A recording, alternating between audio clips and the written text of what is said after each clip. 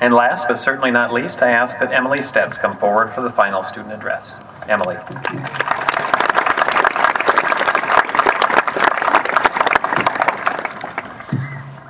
I was asked to give a little bit of context behind my piece before I spoke. It was actually my dad who first planted the idea in my head that I should write a poem for graduation, and he loved the idea of a threshold and exactly what that meant, and he thought that a poem would be a concise way to sum up all of high school. And I said, Dad, that is a fantastic idea, but I can't think of anything I would say to my entire class, and I won't get up there unless I do have something to say.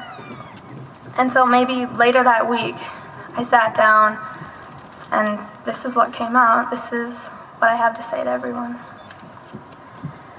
Who I was meant to be is not what I have become. Who we were meant to be is not who we are. Turned round in gasping circles, our tongues too heavy for breath, but minds pulsing, perhaps, with the sting of regret. That I never made my peace, or my pieces fell apart. I never stopped to look around, or I stayed too long. Perhaps you think you found what mattered, but never found what touched your soul, or spent hours of childhood waiting on the threshold.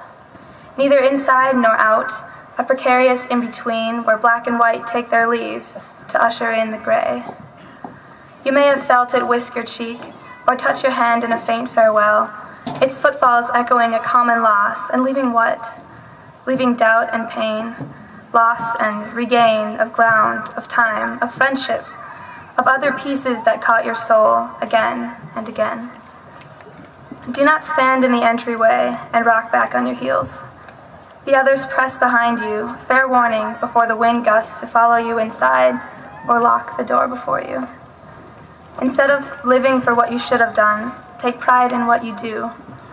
There is no other world I know that divides us so infinitely into smaller and smaller pieces, hammering differences, counting flaws as one among millions. I see you count on your fingers, your toes, until you are left with no other such thing to tell yourself than goodbye.